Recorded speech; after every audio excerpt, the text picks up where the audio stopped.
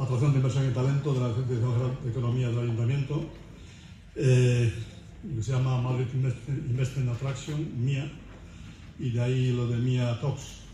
Nos permitimos ese anglicismo porque normalmente tratamos con empresas extranjeras que llegan a España, que llegan a Madrid, y les ayudamos a implantarse en nuestra ciudad y a formar parte de la comunidad madrileña.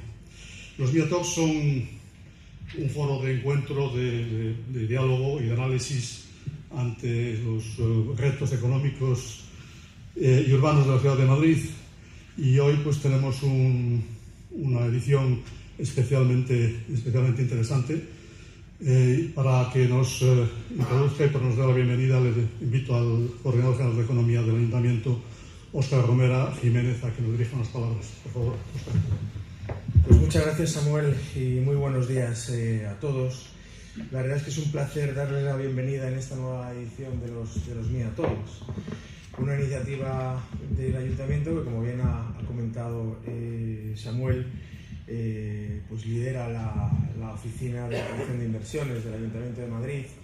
Siempre tenemos una mirada hacia afuera, hacia las empresas que están interesadas en asentarse aquí en el municipio de Madrid, en canalizar, en este caso, su interés por desarrollar sus proyectos en la ciudad de Madrid. Y hoy pues vamos a hacer una edición especial de los MIA Talks orientado en el comercio. Veo muchas caras conocidas del comercio de Madrid, les agradezco su presencia. Veo también alguna que otra cara que ahora diré en detalle, que nos acompañan, que nos vais a acompañar en las mesas, y la verdad es que os agradezco mucho el esfuerzo que hacéis por haber podido buscar un hueco en vuestras agendas para hacer un MIA Talks, ¿no? Como decía Samuel, los MIA Talks nacieron con una vocación clara de crear espacios de reflexión, de conocimiento y de diálogo entre empresas, expertos, emprendedores e instituciones sobre las grandes transformaciones económicas que están configurando la ciudad de Madrid, ¿no? El futuro de la ciudad de Madrid. Y la jornada de hoy aborda una cuestión especialmente importante, que es el futuro del comercio local en la era omnicanal. O dicho de otro modo, ¿cómo conseguimos que Madrid siga siendo una ciudad abierta, competitiva, innovadora, atractiva, pero también una ciudad reconocible, cercana y, como dice el logo la frase con la que presentamos hoy las jornadas, ¿no? Una ciudad con alma. Madrid compite hoy en el escenario internacional para atraer inversión, talento y proyectos empresariales de alto valor añadido, y lo hace desde una posición de liderazgo. En los 3 primeros meses de este año, la Comunidad de Madrid ha recibido 3.367 millones de euros, y en el caso de inversión extranjera directa es el 51,3% del total nacional. La inversión extranjera productiva acumulada ya alcanza un máximo histórico, se sitúa en los 420.000 millones de euros. Estos datos importan porque reflejan confianza. Detrás de las cifras hay empresas que deciden instalarse en nuestra ciudad, generar empleo, atraer conocimiento, impulsar innovación y formar parte de un ecosistema económico cada vez más competitivo y conectado con el mundo. Pero una ciudad atractiva para la inversión internacional no se construye solo con grandes proyectos empresariales. Se construye también con un tejido económico sólido, diverso y vivo, pero se construye con barrios que funcionan, con calles que tienen actividad, con mercados municipales, con comercios históricos, con nuevos emprendedores, con empresas familiares, con hostelería, con moda, con gastronomía, con servicios y con todos aquellos negocios que hacen que una ciudad sea algo más que un lugar donde trabajar o visitar. Este es el día a día, que no le he saludado, de la directora general de Comercio y Hostelería, que también me acompaña, de Olga Ruiz, dentro de lo que es su área, ¿no? Por el título de esta jornada me parece acertado, como les decía, ciudades con alma. Una ciudad no tiene alma por decreto, ni por eslogan, ni por acumulación de grandes cifras. Tiene alma cuando sus calles tienen vida, cuando sus barrios no son simples zonas de paso, cuando hay comercios que conocen a sus clientes, negocios que conservan oficio y establecimientos que forman parte de la memoria cotidiana de varias generaciones. Aquí tenemos algún caso en la primera fila, por ejemplo, pues la Pajarita o Mallorca, ¿no? El comercio de proximidad es mucho más que una actividad económica, es identidad urbana, es empleo, es emprendimiento, seguridad, convivencia y cohesión social. Ahí donde hay comercio, hay luz en la calle, hay encuentro, hay actividad y hay comunidad. Ahora bien, defender el comercio no significa mirar al pasado, no significa encerrar el pequeño comercio en una vitrina ni convertirlo en una pieza sentimental del museo. Significa ayudarle a competir en una realidad que ya ha cambiado. Ayer viendo en LinkedIn el último post de la persona de Laureano Turienzo, que hoy nos acompaña y que nos dará pues, su sesión magistral, la verdad es que Laureano hacía mención a la tendera de su barrio, que sabía perfectamente pues, detalles muy singulares de su familia, que cuando tuvo el fallecimiento de un tío de Laureano acudió a su entierro, que era una persona que fiaba, en este caso pues cuando se hacían las compras y pues en ese momento pues no se tenía dinero para pagar, y era una persona muy cercana a la familia. Y luego también el Laureano hace alusión a la integración dentro de lo que es el tejido comercial de las grandes superficies que estaban ahí, pero que el comercio local tenía ese valor diferencial. Luego ha cambiado todo. Laureano en su exposición, me imagino que tal como la titula, que todo aquel comercio que está anclado en el año 2020 pues puede que tenga un problema, y bueno, pues a mí me gustará saber un poco la visión que tienes, Laureano, pero sí que es verdad que ese recuerdo de lo que era el comercio tradicional. Yo recuerdo el comercio tradicional, yo tenía una galería de alimentación enfrente de la casa de mis padres y me pasaba una cosa similar. Con lo cual eso lo hemos perdido, a mí me gustaría decir, no lo hemos perdido, es una forma distinta de ver el comercio ahora mismo en la ciudad. No hemos perdido esa esencia, pero sí que es verdad que el comercio se ha transformado, que se tiene que seguir transformando, como buenamente ahora diréis los que sabéis mucho más de esto que lógicamente que los que estamos en el equipo del Ayuntamiento de Madrid. Miro caras conocidas y de segundas y de terceras generaciones y digo yo que sobre esto tendréis algo que decir, ¿no? Hoy los consumidores comparan, compran, recogen, devuelven, opinan y recomiendan a través de canales distintos. Exigen comodidad, rapidez, personalización, experiencia y confianza. La omnicanalidad no es una moda, es un nuevo terreno de juego. Y ante eso hay dos opciones: resignarse o prepararse. Madrid, lo decimos humildemente, estamos decidiendo prepararnos. En ese sentido, la estrategia integral de fortalecimiento de la actividad económica, comercial y hostelera de la ciudad de Madrid, 25-27, 95 millones de euros, 25 proyectos, pues es una estrategia que ya ha sido o que ya está siendo ejecutada en un 55%, y bueno, sobre todo no buscamos la ejecución, que también, sino el impacto, ¿no? El impacto en este caso en los objetivos que tiene la propia estrategia.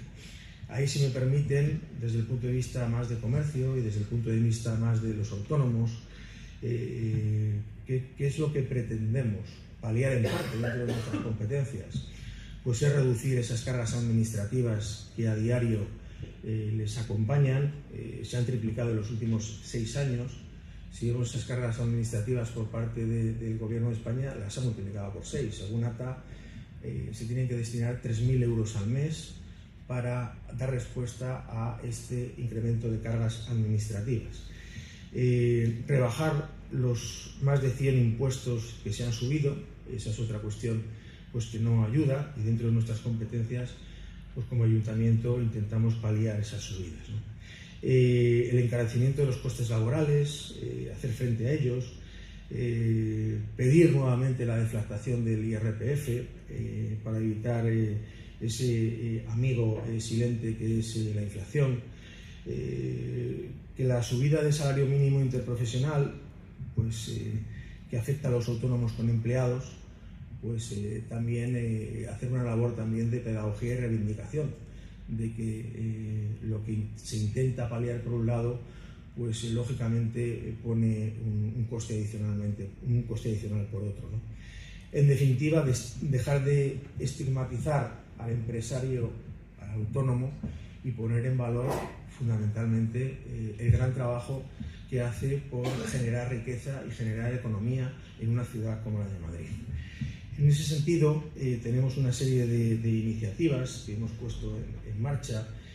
Yo les invitaría a que a través de la Confederación de Comercio de Madrid, a través de COCEM, pues que vean fundamentalmente las dos iniciativas que hemos puesto en marcha para la competitividad del comercio, que es una oficina de atención personalizada para mejorar en los negocios, y es la oficina también de atención normativa al comercio. Se trata de dar un acompañamiento muy sectorial, muy particularizado en los negocios que hay en la ciudad de Madrid. Y luego también formaciones específicas, como la que hacemos con SECOT, formaciones específicas en Verifactu, que hemos dado una sesión el 1 de junio en el mercado de Barceló, y las diferentes ayudas que a través de la Dirección General de Comercio y Hostelería en materia de funcionamiento de asociaciones, digitalización o dinamización, pues este año van a movilizar 3,7 millones de euros, ampliables a 5,2 millones de euros para acompañarles en su gestión diaria. También tenemos, lógicamente, convenios sin gasto para el fomento de la colaboración público-privada y para hacer iniciativas como las que hemos puesto en marcha con la Asociación Española de Franquicias, y también pues medidas. Ahora mismo tenemos en marcha la línea de autónomos, que en este caso pues queremos apoyar el relevo generacional, tan necesario planificarlo y tan necesario tener respuestas hacia él, fundamentalmente en los mercados municipales. Aquí veo al representante de COCAM. También el apoyo a la generación de empleo y a los nuevos autónomos. También acompañamos con las sociedades de garantía recíproca, esos avales que muchas veces son tan necesarios. Únicamente en estos 6 primeros meses se han gestionado 46 avales por un importe de 6,9 millones de euros en la ciudad de Madrid.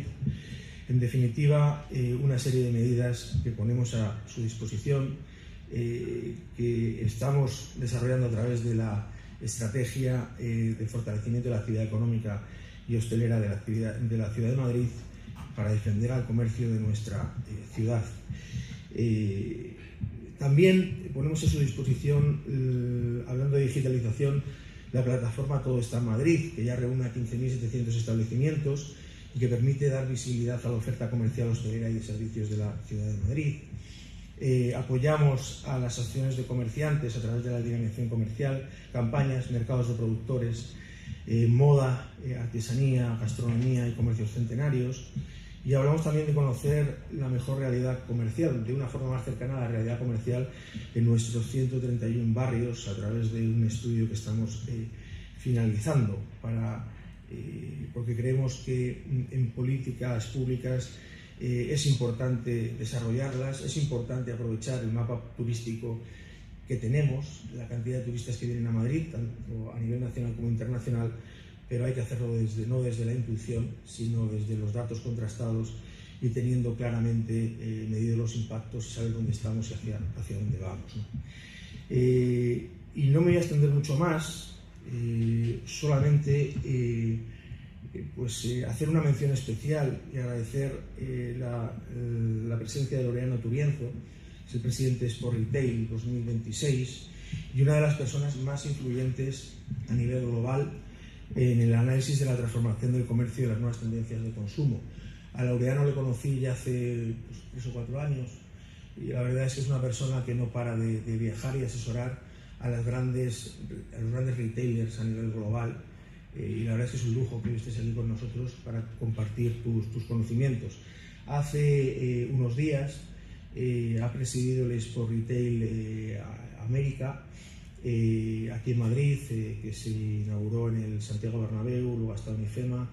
La verdad es que con unos resultados, todo el sector del retail a nivel de Latinoamérica ha estado aquí en Madrid, y bueno, pues ojalá que tengas la oportunidad de volver a demostrarnos todavía con más fuerza que esa iniciativa es muy necesaria a nivel global, que se celebre aquí en Madrid, por supuesto. Su ponencia, con un título tan directo como oportuno, si tu comercio se parece mucho a 2020, tienes un problema. Nos invita a asumir una realidad, el cambio se está produciendo a una gran velocidad y la capacidad de adaptación será decisiva para el éxito de los negocios. También quiero agradecer en este caso a Domingo Esteves, no lo veo por aquí, a Domingo, sí, está allí, sí, cofundador de FWD Advisors y coordinador del Comité de Expertos de la Sociedad del Retail Española, a Begoña Perlines, Begoña, gerente de la Asociación de Comerciantes del Barrio de las Letras, y a Ainhoa García López, que la veo ahí al fondo, directora de Relaciones Externas de Mercamadrid, que participarán en el primer panel, moderado por José Manuel Fernández, coordinador de la Mesa de Comercio de Madrid Foro Empresarial. Y mi agradecimiento igualmente a Enrique Martínez, CEO de Vallecas en Curte y Bequi Aperitivos, a Carlos de Lemus, socio director de la histórica bombonería La Pajarita, y a Julio Moreno Sanz, propietario y director de la Pastelería Mallorca y presidente de la Asociación de Comerciantes del barrio de Salamanca, y que tan buen postre hizo en la visita del Papa, lo cual agradecemos mucho también. Que compartirán experiencias de empresas que han sabido innovar y evolucionar manteniendo sus raíces. Gracias también a Natalia Peiró, de Madrid Futuro. Gracias que te has incorporado, bueno, ya hace unos meses, a Madrid Futuro, y muchas gracias por confiar también en el Ayuntamiento de Madrid y por la labor que haces a diario para la ciudad.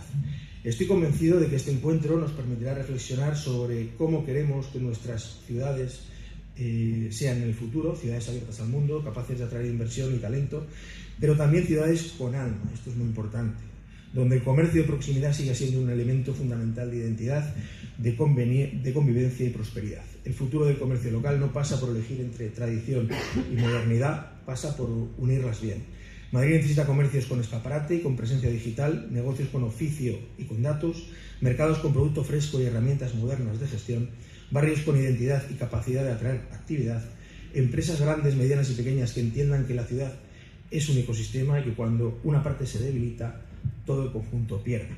Ese es nuestro compromiso, que Madrid siga siendo una gran capital económica, sí, pero también una ciudad con barrios vivos, comercios fuertes, mercados renovados y calles con vida.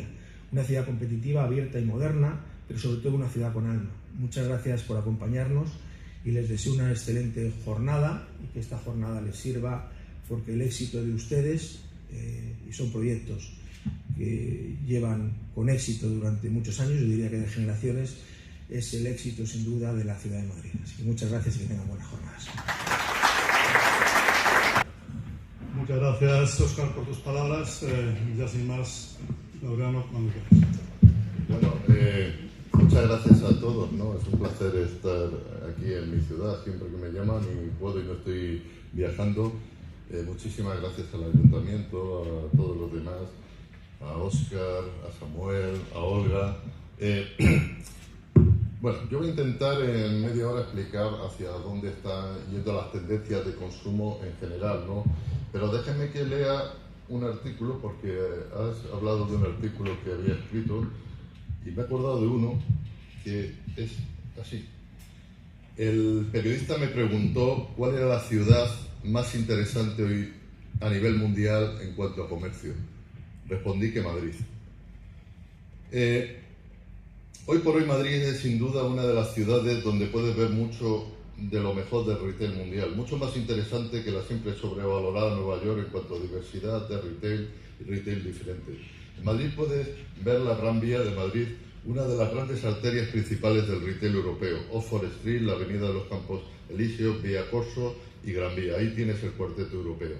Y podrás ver lo que bauticé como la Catedral del Retail Español, Primar Gran Vía, la mítica Casa del Libro o la imponente Nueva Primor y muchas más. Pero en Madrid también podrás ver una atomización en las cadenas de supermercados que no verás en ninguna otra gran urbe. Podrás ver también el Rastro o la Puerta de los Libreros, y tabernas, y Pontejos, y el Corte Inglés de la Castellana, y Churrería, y Casa Justa, y La Violeta, y Mallorca.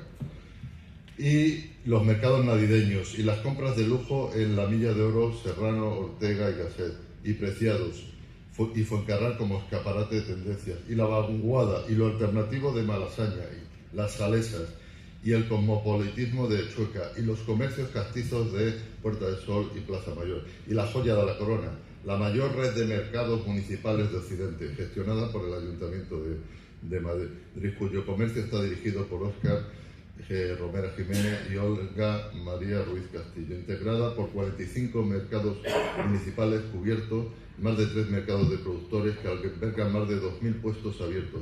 Esto es imposible de ver en la mayoría de las grandes ciudades occidentales. Además de todas las calles y plazas que conforman los espacios comunes de la ciudad en la que desarrollan su actividad comercial decenas de miles de establecimientos de retail madrileños. Hoy por hoy, ninguna ciudad del mundo, salvo quizás Seúl, tiene una variedad de retail tan magnífica como la que se da en los 604,3 kilómetros cuadrados que conforman la ciudad de Madrid. Y es verdad, o sea, no existe ninguna, y yo viajo por todo el mundo, ninguna ciudad hoy por hoy en el mundo que tenga la diversidad comercial que tiene Madrid.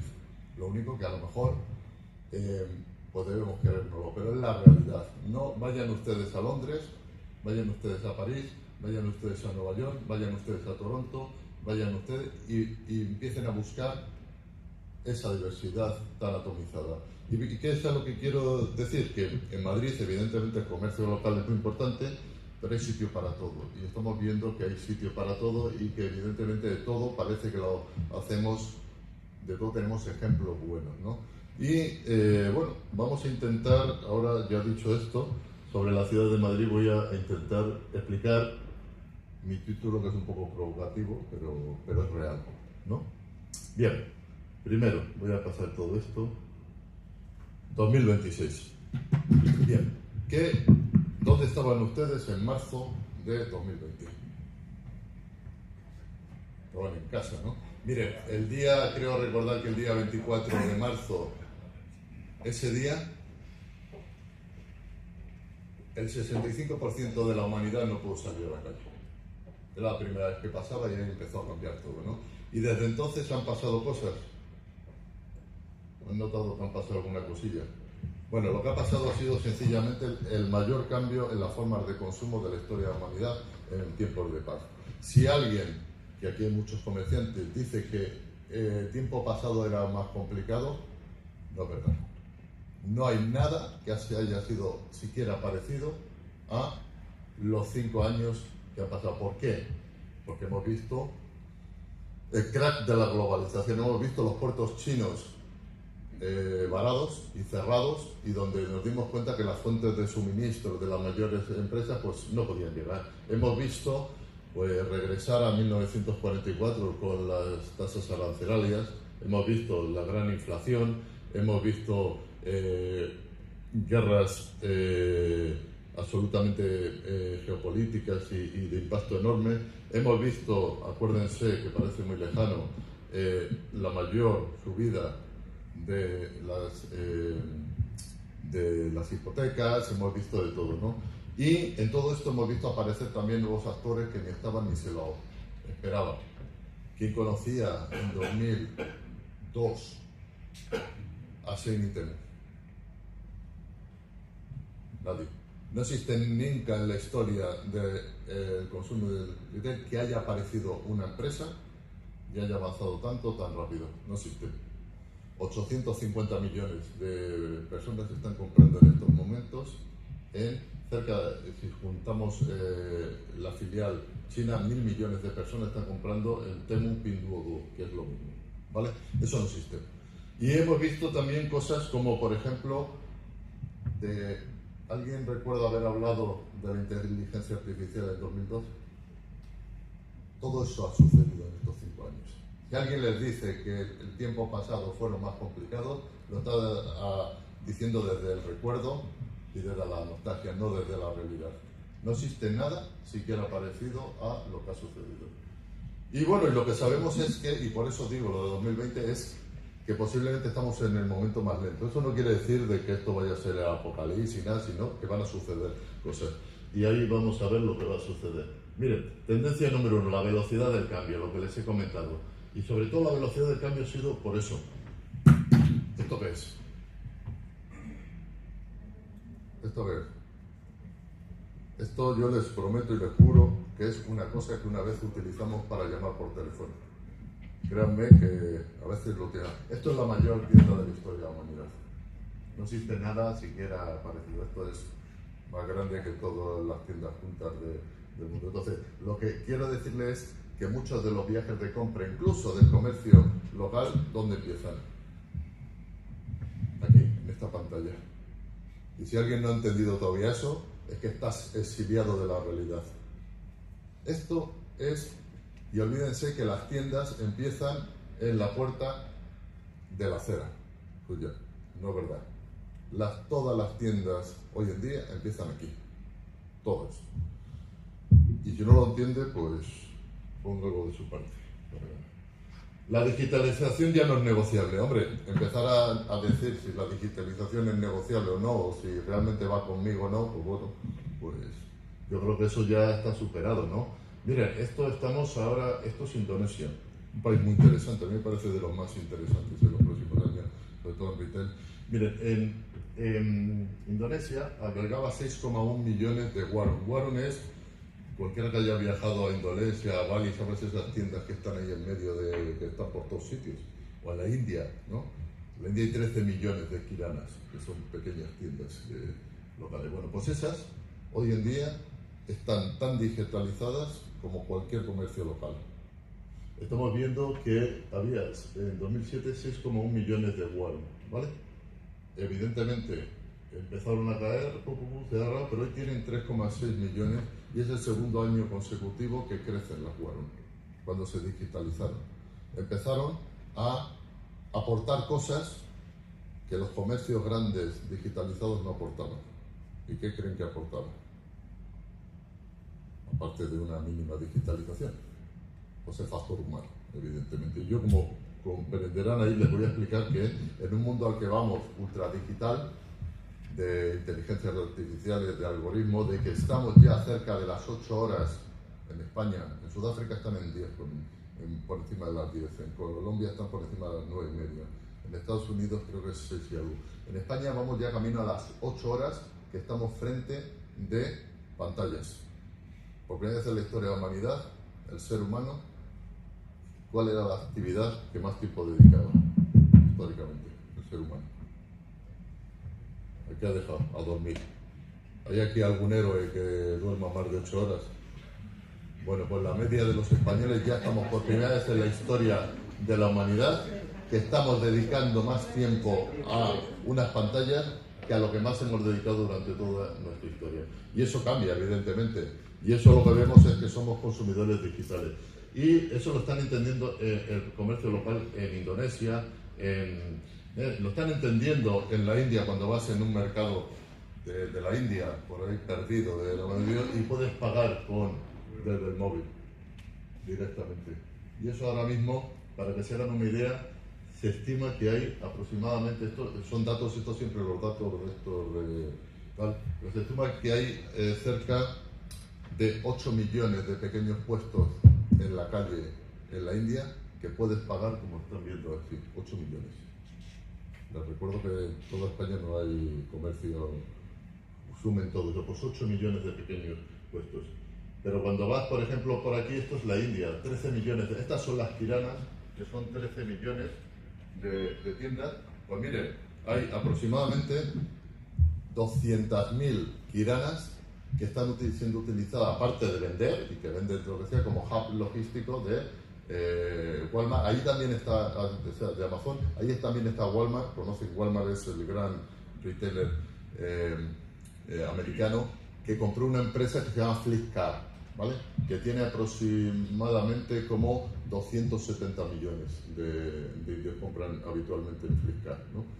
Pues ellos también tienen cerca de 400.000 tiendas pequeñas que utilizan de hub de última milla, aparte de lo que venden, ¿no? ¿Y en qué salen beneficiadas estas kiranas con eso? Hombre, pues, tienen unos ingresos adicionales, tú no puedes luchar contra el crecimiento del comercio electrónico ni nada, te adaptas a ello, pero aparte de eso también le genera un tráfico extra, ¿vale? Bien. Luego lo que vemos también, si tu comercio se parece mucho a 2020, tienes un problema. ¿Y por qué digo esto? Digo esto porque si han sucedido tantísimas cosas ahí afuera, en la forma de consumo, y resulta que yo tengo el mismo surtido, tengo la misma forma de dialogar con los consumidores, tengo exactamente todo igual que en 2020, pues ¿tengo un problema o no tengo un problema? Pues parece que sí. Vale, tendré que ir adaptándome a las necesidades reales, ¿no? Bien, tendencia número 2, la hiperpersonalización. Miren, yo siempre pongo este caso. Cuando abren la página web de Netflix, ¿qué les sale? ¿La lista de la masa o la suya? La suya, ¿no? Cuando abre Amazon Prime, ¿qué les sale?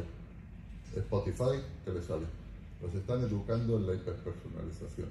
Nos están educando en un consumidor, un surtido. Y eso se puede hacer desde el mundo digital, perfectamente. Perfectamente. Yo, de hecho, tengo uno de los libros que escribí 3 libros sobre Amazon. El segundo, explico que 10 veces una entrevista en el año 2002, dice que el futuro, le pregunta ¿cuál es el futuro de Amazon? Y dice, un consumidor, una tienda. Cuando tú abrieses Amazon estaría hiperpersonalizado a tus gustos, a lo que fuera, y solo tendrías tu listado. Entonces, ¿qué pasa? En esa educación de la hiperpersonalización, yo acudo al maravilloso mundo de los yogures, que a mí me parece que explican más que muy bien el futuro del retail. Siempre es conveniente acudir a estos tipos de cosas que parecen que lo explican muy bien la cosa, porque ¿cuántos yogures había en el año 2000? El yogur, evidentemente. ¿Qué preguntas hacemos? ¿Qué preguntas hacemos? El yogur. ¿Y ahora cuántos yogures hay? Ahora hay yogures todos los sabidos y por haber. Hay algunos que van en contra de esa estrategia, como Mercadona, no sé qué, que te hacen un surtido corto, pero luego otras partes, los que no pueden luchar contra esos surtidos cortos, empiezan a hacer cada vez más a buscar los nichos de consumidores, ¿vale? Que eso es muy interesante. Y eso nos advierte que, por ejemplo, una pequeña tienda no tiene que aspirar a conquistar a todos los consumidores. Tiene que aspirar seguramente a la hiperpersonalización, a dar lo que en otros sitios no dan y a especializarse en una tipología de clientes. Tendemos a querer que todos los clientes de nuestro barrio, todos los habitantes de nuestro barrio sean nuestros clientes, lo cual es un gravísimo error. Lo que tienes que hacer, evidentemente, es ultra especializarte en una tipología de cliente y ahí ser indispensable. ¿De acuerdo? Miren, fíjense si es importante la hiperpersonalización. ¿Se acuerdan de esta campaña? Pues les acabo de presentar la campaña más exitosa de la historia del marketing de todos los tiempos. Alguien de marketing levantará la mano y dirá, no, fue la de tal. No, fue esta. ¿Y en qué consistió? En poner el nombre de las personas en una botella. Simplemente. Entonces, a la gente le gusta que le hiperpersonalicen todo. Y cuando vas, por ejemplo, ves cosas como pequeños productos donde llegas y dices, bueno, todo el mundo vende pipas, pero ahora yo voy a hiperpersonalizarlo y a vender pipas de Madrid. Y empiezas ya a decir, bueno, pues yo estoy ofreciendo algo distinto, siendo pipas igual. Bueno. O cuando vas, por ejemplo, y tienes una librería local y pones una zona de perdón porque lo está en inglés, tenga una cita a ciegas con un libro, ¿no? Entonces, pones un resumen en lo que consiste el libro. Y entonces dices, bueno, ¿quién lo va a comprar? Bueno, esto fue un bestseller a tal punto que Barnes Nobles es como la FNAC de Estados Unidos, ¿no? Pues evidentemente copió a esta pequeña librería y tiene un lineal entero de cita a ciegas con libros, ¿de acuerdo? O cuando vas, por ejemplo, y vendes perfumes, pues hombre, háganlo distinto, ¿no? Por lo menos. O esto me parece muy interesante, no sé si conocéis ¿hay portugueses por aquí? Bueno, portugués uno por lo menos conozco yo. Los domingos por lo menos. Miren, fíjense, esto es muy interesante y hay 1000 casos de estos, ¿eh? Como si alguien les dice, oiga, yo voy a abrir una tienda de latas de sardinas. Pues dice, este tío está loco. Este tío no está bien de su cabeza y tal. Pero entonces dice, no, pero es que voy a vender el concepto de latas de sardinas solo latas de sardinas, pero en verdad lo que voy a vender es estética. Y voy a crear un universo y tal. no sé si habéis estado en las tiendas estas. Bueno, no es que le vaya mal, es que es un bestseller enorme, ¿no? Ya están abriendo. Entonces, ¿por qué? Porque se han ido también a la hiperpersonalización. O cuando tú te vas al Lego, ¿os habéis dado cuenta que el Lego está abriendo en todas las tiendas suyas una zona de hiperpersonalización donde tú puedes customizar tus Legos, ¿no? Y eso es más barato o menos barato que la zona normal. Eso es más caro. Y le va bien o le va mal. La más rentable, o sea, lo más caro, lo mejor le va. Y cuando tú te vas cuando tú te vas a las tiendas Nike y Adidas, ¿no se han notado ustedes que hay zona de hiperpersonalización donde puedes customizar las zapatillas, todo lo que sea y tal? ¿Y usted qué cree? ¿Que esa es una zona barata o cara? Pues esa es la más cara y es la que mejor le va. O sea, que cuando les digan que la gente no... Hombre, más barato que encender la televisión no hay nada. Bueno, sí, te cobran la luz. Y sin embargo la gente se paga Netflix. Entonces, si usted es capaz de dar contenido y diferencia, la gente va a estar encantada. Pero claro, tiene que dar diferencia y contenido, ¿no? Miren, IA, la nueva era, IA, ¿nos va a afectar? ¿Qué piensan? La inteligencia artificial. ¿Nos va a afectar? Bien. Hombre, es verdad, y las cosas como son, que hay un poco de burbuja. Saben que la economía norteamericana está ahí con no sé cuántos trillones de la burbuja, pero lo que es indiscutible es que la tecnología es la que es y está avanzando como está avanzando. Miren, esto es muy interesante, voy a dejarme un poquito, porque, miren, la primera compra, esto es la evolución de ChatGPT e Internet. La primera compra que se hizo lo explico en el último libro que acabo de publicar. La primera compra que se hizo a nivel mundial, segura, en Internet, en el comercio electrónico, fue en agosto de 1994. Fue un ingeniero australiano en Los Ángeles y compró un disco de Steam, que le llegó 18 días después de comprar. Y entonces de ahí es el famoso artículo del New York Times de Shopper, Internet y Shopper. Y es ahí donde se estima que fue la primera compra segura, ¿no? ¿Qué pasó? Los primeros años, si se dan cuenta, ¿veis? Hasta el año 10, que tampoco crece muchísimo, ¿no? Estamos hablando de millones de usuarios que compraban, iba más o menos así, tal. Sobre todo comprábamos, ¿qué empezamos a comprar por el comercio electrónico sobre todo? Acordaros, viajes, hoteles. Hay artículos del New York Times de hace 12 años, 12, no me estoy yendo más, 12 años, donde dice literalmente, los articulistas dicen que quien en su sano juicio va a comprar ropa por internet sin probársela. Hace 12 años. ¿Quién? O sea, que tampoco... ¿Y por cuándo dio el estirón el comercio electrónico? ¿Cuándo creen ustedes que ya hizo ¡pum! De repente, y estalló? No, fue antes. Pero ¿cuándo? ¿Por qué creen que dio el estirón? De repente hizo ¡pum! Fue cuando empezamos por una palabra, confianza. Cuando empezamos a confiar en la pantalla y pensamos que podíamos dar nuestros datos bancarios y que detrás de la pantalla no había filibusteros para robarnos. Y cuando dijimos, bueno, pues no pasa nada. Entonces ya ganó nuestra confianza y empezamos a comprar por internet. ¿Y por qué traigo eso? Porque es muy interesante, porque ChatGPT ha ido mucho más rápido que el comercio electrónico en la adopción de la confianza de los consumidores. Hoy en día, ¿quién usaba ChatGPT en 2024? Bueno, hay artículos, ahora el último estudio que a mí... hay muchos estudios sobre la evolución de la inteligencia artificial, pero el que me parece más acertado es el último que ha hecho Accenture, porque coge muchos consumidores de muchos países. Eso es interesante porque generalmente los estudios te cogen Estados Unidos como si fuera o China, como si fuera el reflejo del mundo, que no tiene nada que ver con el mundo, pero lo importante es que coge mucho, ¿no? Y entonces lo que nos dice es lo siguiente, este estudio. Dice, el 75% de los consumidores de esa franja mundial que he analizado confían más en el ChatGPT, en una inteligencia artificial, que en los amigos para recomendaciones de compra. ¿Vale? Bien, 75%. y dice, no, pero es que el 45% confía más en ChatGPT que en él mismo. Yo confío más que en él mismo, en muchas cosas. Pero es que lo más es que el 10% dice, el 10% confía tanto que cedería todo el proceso de compra, incluso el pago.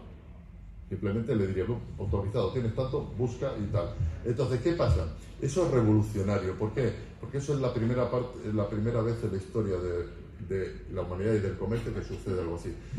Y se bifurca el camino. Hasta ahora, históricamente, siglos y siglos y siglos y siglos, solo ha habido un viaje, que es del consumidor y de las marcas, ¿vale? O sea, perdón, de los retailers y de las marcas, ¿a quién tenían que convencer? Al consumidor. Punto. ¿A quién tienen que convencer ahora? Y eso cambia radicalmente todo el futuro del retail. Ya tienen que convencer al consumidor y tienen que convencer al algoritmo de ChatGPT para que te elija en las decisiones.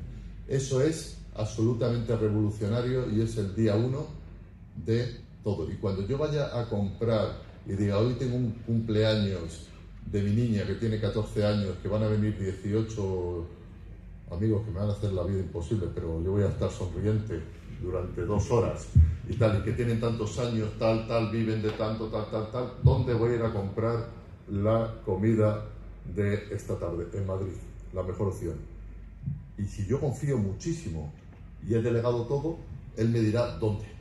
Y yo simplemente, incluso hasta tal punto que daré al pago y me lo enviarán. Entonces, claro, si yo tengo un comercio que se dedica a eso, más allá de que muchos seguirán yendo a mi comercio, yo los convenceré y tal, pero también tendré que empezar estratégicamente a darme cuenta que también tengo que convencer con los atributos o lo que sea a ChatGPT. Entonces eso también no sabemos muy bien hasta qué punto será, pero sabemos que ya pasa, ¿no? Ya hay gente que está delegando ese tipo de compras o búsquedas. Bien, mira, esto está ya pasando también, esto es inteligencia artificial, Londres. Supermercado no se oye, pero bueno, es simplemente asistente donde tú le estás preguntando a asistentes digitales dentro de, oiga, voy a hacer, imagínate, le puedes llegar a decir, voy a hacer un arroz de no sé qué ingredientes tengo que hacer. Y le dices, vaya tal pasillo, tal no sé qué ofertas tiene, tal, eso dentro. O, por ejemplo, esto es Suiza. Esto es un supermercado en Suiza, Migros, muy interesante, estudiarlo, muy interesante, donde ya están en la zona de frutas poniendo inteligencia artificial. No se oye, pero bueno, es música nada más. Donde tú llegas aquí directamente, ves la fruta, te vas a ir a la máquina, te pones aquí y te dice, pues, en qué estado está, si es bueno, malo, tal, o para comprar, ¿vale? Eso cada vez lo estamos viendo más. Bueno, esto voy a seguir. Y esto es lo que les quería decir. Miren, lo que sí que sabemos es que yo estoy absolutamente seguro, y lo suelo decir, es que en un mundo hiperdigital, ultradigital, supradigital, llámelo como quieran, lo más disruptivo va a ser lo humano.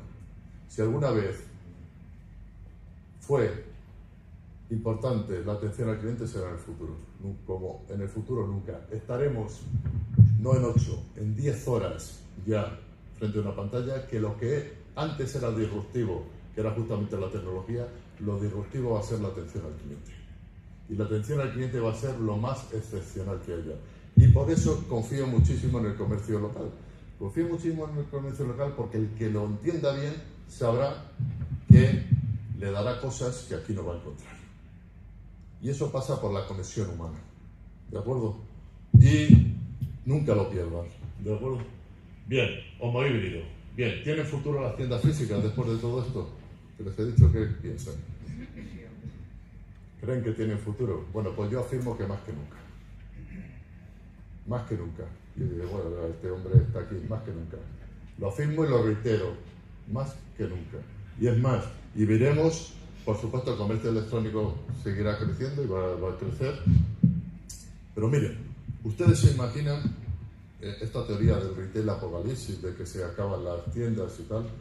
Bueno, las tiendas las que son prescindibles, pero es que ha pasado siempre. Yo les recuerdo que este era un país de 90.000 sastrerías y mercerías, hasta que llegó la moda rápida de Zara. Este era un país de 107.000 tiendas de ultramarinos, hasta que llegó la gran distribución. Pero, claro, las tiendas físicas también han cerrado muchísimas tiendas físicas, ¿de acuerdo? Siempre ha sucedido así. El comercio electrónico está subiendo y tal, pero miren, nos hemos tomado en serio lo imposible. Nos han dicho, oiga, es que las tiendas físicas van a desaparecer porque ha crecido mucho el comercio electrónico, y no lo hemos creído. Algo que es inaudito, que no lo podamos creer. Miren, ustedes se imaginan, no les hablo del 100%, ustedes se imaginan que mañana hay el 50% de todo lo que se comprase en la ciudad de Madrid, lo comprase la gente por internet y tuviera que llegar a su casa rápidamente, ¿qué sucedería en la ciudad de Madrid? El colapso sería de dimensiones épicas. Pues nos lo cuentan y ni lo cuestionamos. Nos están diciendo un imposible.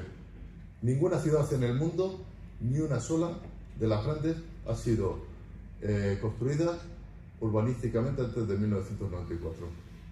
No ha estado construida para que el 100% de lo que se compre por internet. Es un imposible. Y por tanto vamos a un modelo híbrido. Habrá comercio electrónico, habrá tiendas físicas y habrá de todo un poco. El argumentar que todo va a ir al comercio electrónico es un terraplanismo intelectual. Es un imposible.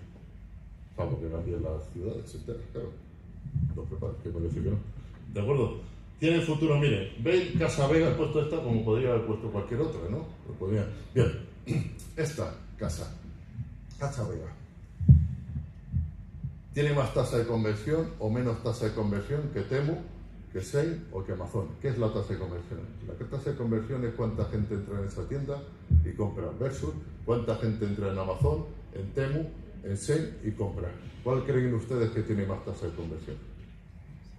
¿Ya le gustaría al señor Jeff Bezos tener el 10% de la tasa de conversión que tiene Casa Vega cuando pase aquí?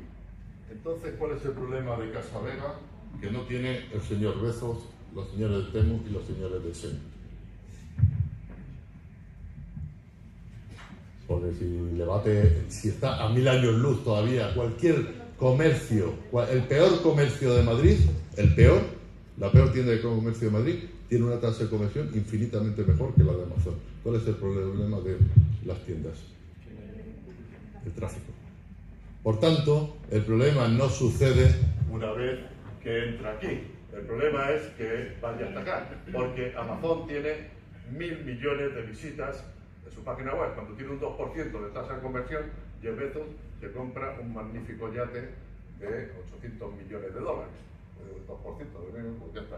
Ese es el problema. Y entonces, el tema es que ustedes tienen que generar tráfico a las tiendas físicas porque son la joya de la corona. Porque la tasa de conversión suya está a 1000 años luz de tal. Pero claro, ¿cómo voy a generar tráfico? ¿Qué me pongo? ¿En la puerta diciendo que vendo oro con o me voy al mundo digital? E intento llegar a los móviles de los consumidores desde estrategias digitales para generar tráfico desde el mundo digital a las tiendas físicas y empiezo a trabajar, que será complicado, será todo eso, sé que no es fácil, pero es el único camino, en redes sociales, empiezo a tener un comercio electrónico que no es tanto para vender, sino para que me visiten y se informen, ¿de acuerdo?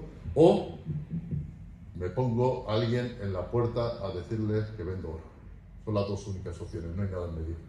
Ustedes decidirán cuál es la mejor. Pero ustedes tienen una tasa de conversión. Miren, la tasa de conversión mejor que existe en el comercio electrónico a nivel mundial hoy es los supermercados. Cuando tú entras en un supermercado online, ¿vale? Eso aproximadamente está en el 6,8 de tasa de conversión, que ya está bien, 6,8. Eso significa que 93% de las veces no compran. Tú cuando te metes a buscar un hotel, el primero que ves es el que compra, el que reserva, ¿verdad? ¿O no? Cuando vas a ver ropa, la primera que ves es la que compras, no. Cuando vas a comprar un electrodoméstico, el primero que ves compras, no. En internet lo que hay sobre todo mucho es investigación. Y luego al fondo del todo hay compra. Lo pagué. Son tantos millones y miles de millones de investigaciones que las tasas de conversión, que sean bajas, son efectivas. Tráfico es el objetivo. Y luego, miren, el 83,6% de la población usa redes sociales, ¿vale? 5 millones de pequeños negocios ya entendieron que tenían joyas que se llaman tiendas físicas, donde las tasas de conversión estaban a 1000 años luz todavía. Y lleva el comercio electrónico más de una década con la misma tasa de conversión, y han metido inteligencia artificial, han metido tecnología, y las tasas de conversión son parecidas a las de hace una década. ¿Ya? Y yo tengo una tienda física que sé que una vez que entran los consumidores tengo muchas posibilidades de venderlo, ¿vale? Y en Estados Unidos han entendido que los consumidores son digitales. Entonces, 5 millones de pequeños negocios utilizaron TikTok ¿para qué? No tanto para vender, sobre todo es para generar tráfico a sus tiendas físicas. 5 millones de pequeños negocios son mucho más. En España yo creo que hay 3 millones y algo de empresas, 3,100 o 3,200, fíjense. Pero miren, por ejemplo, gente que utilizó pequeños comercios donde dijeron trending topic en TikTok, empezaron a dialogar con los consumidores en su mismo lenguaje. Pero yo pongo siempre este también es de Madrid, yo creo que de Usera, el ejemplo, porque es muy interesante acudir al mundo de los yogures y a la tienda de vitaminas para explicar doctrina del retail y de alto standing, porque hay que ir aquí para entender. Miren, esa tienda aparentemente es una tienda normal, ¿no? Una frutería de vitaminas, pero es que este tipo está resistido por el frutero tiktokero, que tiene el señor 632.000 seguidores. ¿Ustedes creen que le va bien o le va mal la frutería? ¿Ustedes creen que va a abrir más fruterías o menos fruterías? Parece que sí, ¿no? Pero es que el frutero tiktokero tiene más seguidores que Carrefour España. Tienen 3 veces más casi que Carrefour España. ¿Qué nos revela eso? Nos revela que el mundo digital también está abriendo puertas que serían imposibles para un pequeño comercio. Igual que nos puede llevar al abismo, si lo manejamos bien y si lo hacemos bien, podemos tener un valor diferencial también. Miren, perdón. O ves el éxito de tiendas vascas en las que puedes encontrar gominolas por todo el mundo. Piruleta Sondica, a punto de cerrar, se le ocurre ir al mundo digital, empezar a tal, y miren, pues parece que le va bien. O de un kiosco de Badajoz a vender en el extranjero en 2 semanas, la historia de Kelly. Importantes, son parte de la comunidad, mejor atención al cliente, ahorro de tiempo, productos diferentes y sostenibilidad. Y 6, la tasa de conversión, muy importante, ¿de acuerdo? 5, no sé cómo voy de tiempo, que me queda más o menos 10 minutillos. Vale. Tendencia, en un mundo ultradigital lo más disruptivo será lo humano, ¿de acuerdo? Regreso de nuevo a esto. O 5 minutos. Miren, esto es la tienda física, ¿verdad? Hombre, si usted está en el comercio local y apuesta muchísimo al Black Friday y a todo esto y tal, está bien. Pero desde luego usted no va a vivir de eso. ¿De acuerdo? Y lo que estamos viendo también mucho de comercio local, que nos estamos yendo hacia quizá un terreno donde no deberíamos ir masivamente. ¿Vale? Un terreno, esto es como tener un equipo de solteros y casados y retarle al Real Madrid en el Santiago Bernabéu. Pues bueno, parece que ahí vas a perder, ¿no? Entonces tenemos que dar algo más, y no sé si estarán ustedes de acuerdo, que precio, ¿no? Y cuando, insisto, cuando les digan que todo se compra por precio, eso es la mayor falacia que se ha dicho, la que más se dice y la mayor falacia. Es otra de los mitos que dicen que todos los consumidores aquí en Madrid o donde sea compran por precio. Es falso. ¿Y por qué es falso? ¿Porque lo diga yo? No, porque lo dice la realidad. Porque si solo fuera cuestión de precio, solo habría un supermercado. ¿Cuál? En Madrid. El más barato. Solo habría una tienda de ropa. ¿Cuál? La más barata. Solo habría una ferretería. ¿Cuál? La más barata. Solo habría tal, la más barata. Si solo fuera el precio, pero sucede que no es solo.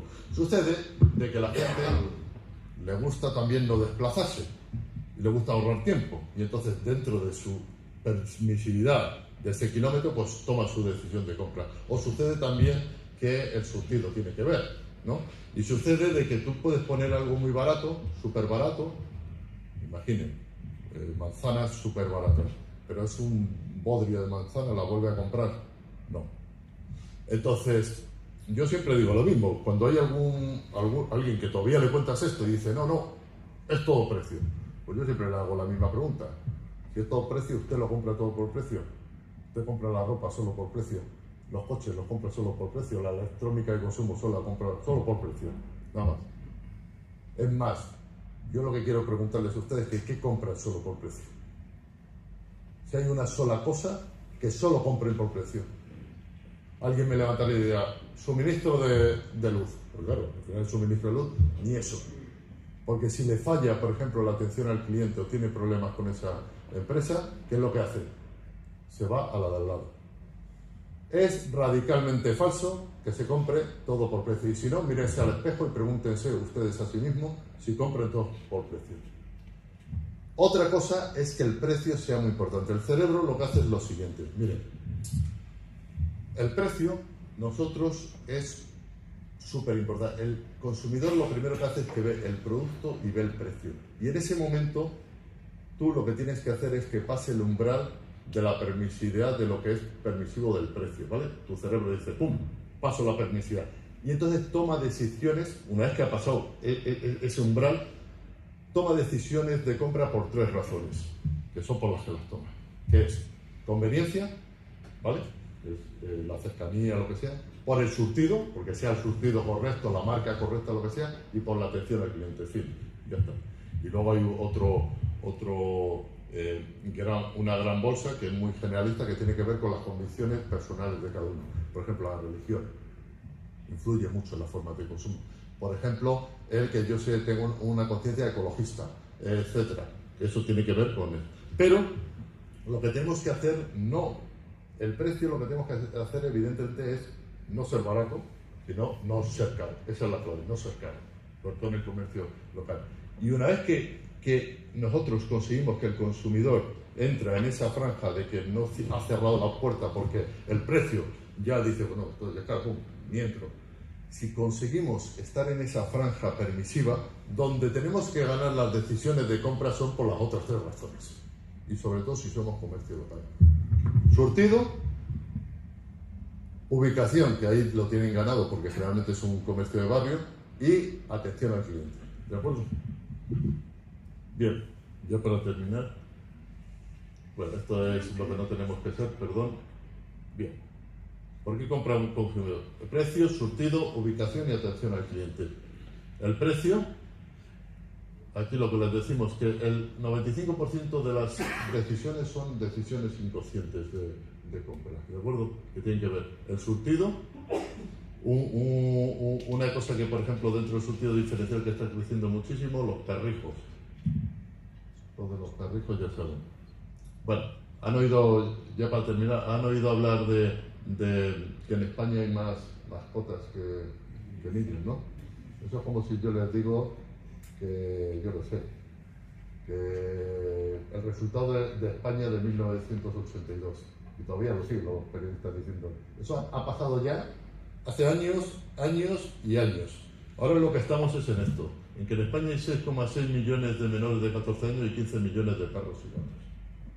En eso es en lo que estamos, ¿de acuerdo? Todo eso también y vemos cómo están sacando cosas, pues bueno, desde Adidas o bueno. Vigenial, ya parece, esto sí que es súper interesante para ustedes, que es hacia dónde vamos, hacia el país más envejecido, en teoría, del mundo, si eso no cambia mucho. Entonces, eso también les va a impactar a ustedes como comercio local, el envejecimiento de la población.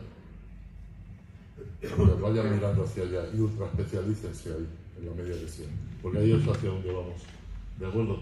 La ubicación, clarísimamente, veis que incluso las grandes superficies están disfrazándose de comercio local, o sea, veis que tal. ¿Por qué? Porque vosotros tenéis una cosa que es fundamental, la atención al cliente, que damos por hecho que el comercio local atiende mejor que las grandes superficies.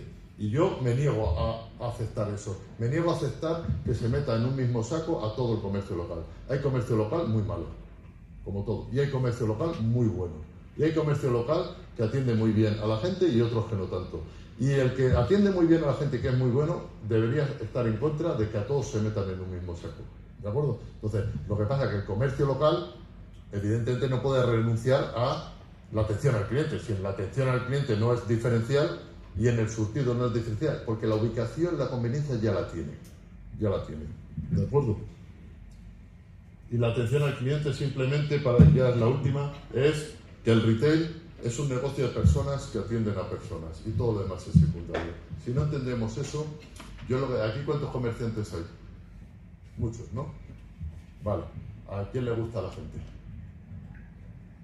Bueno, yo lo que les digo, que hagan su pregunta, esta misma pregunta, dentro de sus tiendas, a su personal.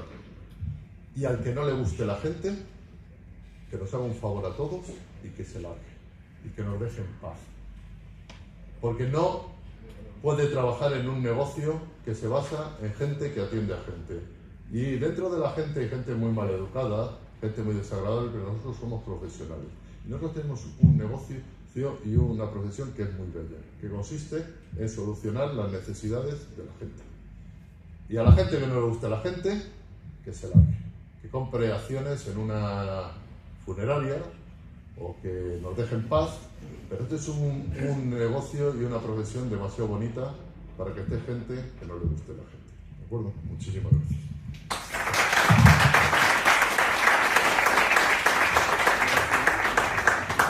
Bueno, buenos días a todos. Muchas gracias, Laureano, en primer lugar, por una charla motivadora, aclara, nos hace subir un poco los ánimos a todos los que representamos el pequeño comercio. Gracias al Ayuntamiento de Madrid por este apoyo claro al comercio de proximidad, por este y por otros muchos apoyos que tenemos, y sobre todo que vemos en los últimos tiempos y sobre todo también la cercanía. Y si os parece, empezamos, porque yo creo que vamos un poco más de tiempo, empezamos con una primera pregunta que teníamos para abrir un poco, no el debate, sino la línea que vamos a seguir. ¿Y qué os parece, cuál va a ser el papel del comercio local en la ciudad del futuro? Pasando por todos aquellos aspectos, no solamente el económico, sino el social también, medioambiental, como hemos visto. Empezamos por ti, Domingo. Pues nada, muchísimas gracias, y ha sido bastante clara la ponencia de Laureano, pero Óscar también ha tocado en claves muy importantes. Y a lo mejor, juntando lo que he escuchado con tu pregunta, mi respuesta es que ya el comercio futuro no es suficiente ser local. O sea, el hecho de ser local no va a garantizar el futuro del comercio. Va a pasar claramente por aportar un valor que sea diferencial a las personas. Va a pasar por una calidad de gestión que asegure que el negocio es rentable, y va a pasar también por aportar valor a la ciudad. Hablo ciudad como representación, pero lo mismo si es un pueblo. O sea, el comercio no genera solo empleo, no genera solo economía, no genera solo impuestos. El comercio genera mucho más a una ciudad. Genera convivio, genera seguridad, genera relaciones.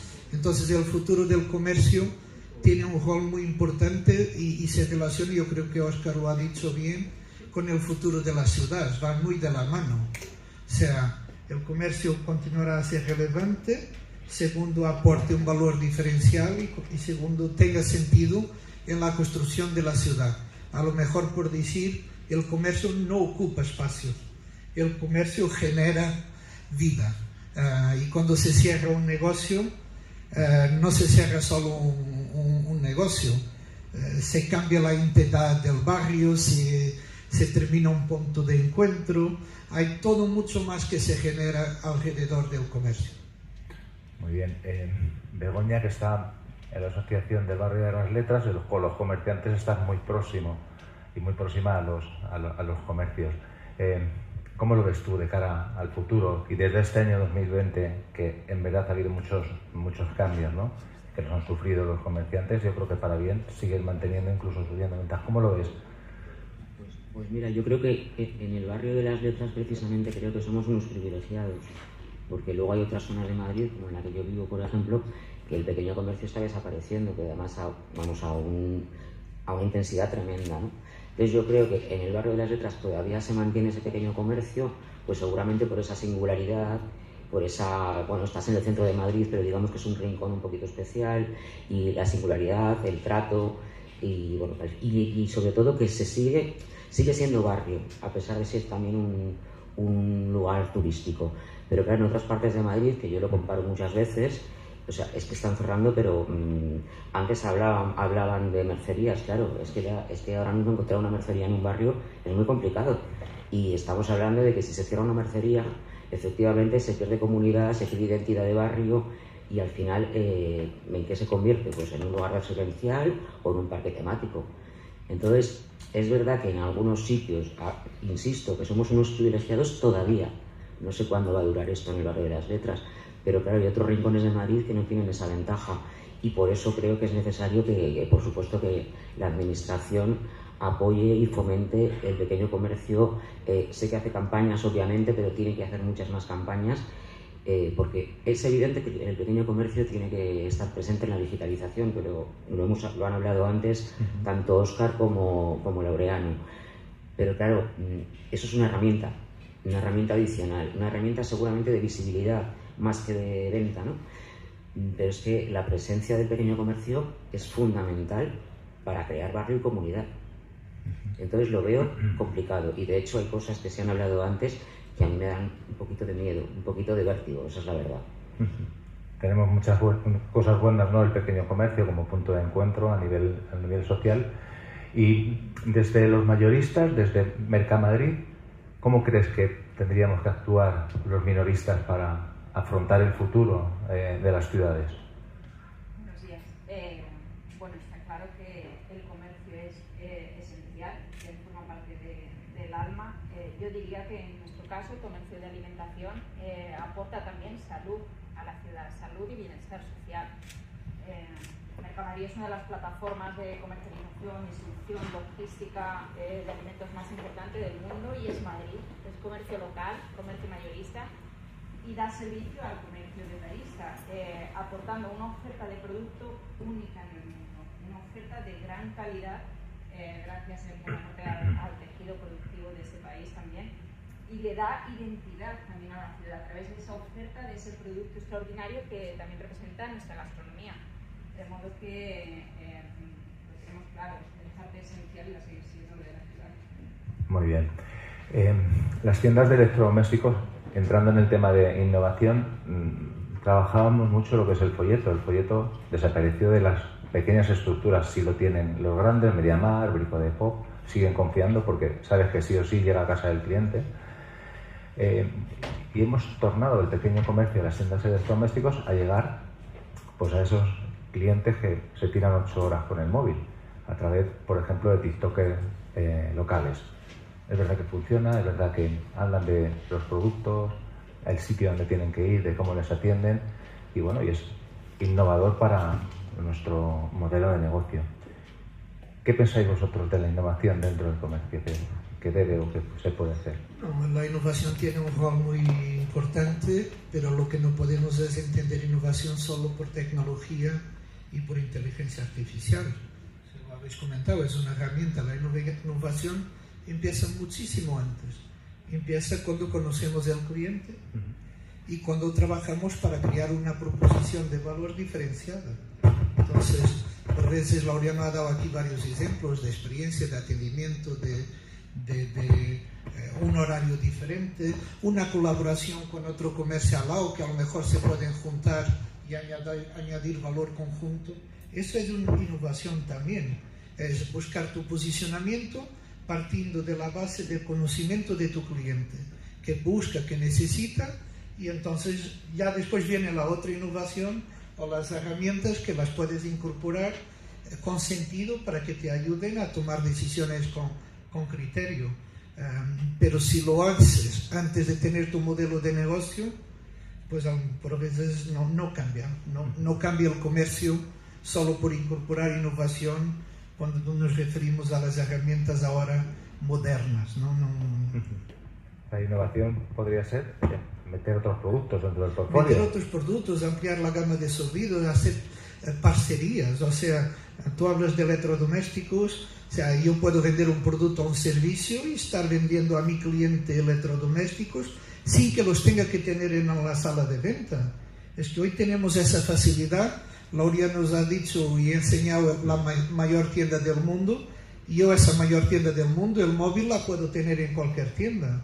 Entonces, siendo una frutería, que eso ya es un poco loco, pero puedo vender electrodomésticos, si es que eso es lo que busca mi cliente. Entonces, mi preocupación en términos de innovación es dar respuesta al que el cliente busca y procura. Muy bien. Y Begoña, ¿qué piensas? Pues es que comparto absolutamente lo que está diciendo Domingo, pero yo añadiría otra cosa que puede sonar a paradoja, ¿no? Al final, bueno, por lo que se ha hablado, tanto lo que ha dicho Óscar como Laureano, creo que la innovación en el futuro para el pequeño comercio va a ser ese trato familiar que en las grandes firmas se pierde. Por muy atento que sea el trabajador, es verdad que se pierde. Y creo que eso es la innovación, ese trato diferencial, ese trato familiar, ese trato de cliente de toda la vida, ¿no? Y ya no solo eso, es que además el asesoramiento va a ser seguramente más cercano. Creo que al final la innovación dentro de unos años en el pequeño comercio va a ir por ahí, por el trato diferencial y familiar, y luego también por la especialización y la experiencia, ¿no? Que es que esto a veces no se valora la experiencia, pero es que la experiencia es fundamental. Y esto lo digo también porque muchos jóvenes emprendedores no tienen en cuenta quizá que esa experiencia les puede aportar algo, y a partir de ahí creo que es importante, y creo que por ahí va la innovación. Además de lo que ha dicho Domingo, que por supuesto lo comparto. Muy bien. Y Ainhoa, ¿cómo veis desde Mercamadrid el tema de la innovación para el pequeño comercio? Comparto absolutamente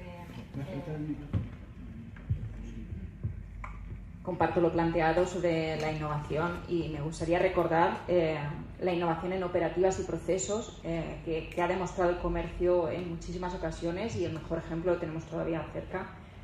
Aunque Laureano planteaba como el pasado absoluto el 2020, pero en el 2020, en la pandemia, los primeros en dar respuesta a la ciudadanía fueron los pequeños comercios. El comercio de proximidad fue capaz de adaptar toda su operativa, empezar a realizar pedidos por WhatsApp, distribuirlos a sus consumidores y atender a un consumidor con un escenario completamente diferente de un día para el otro.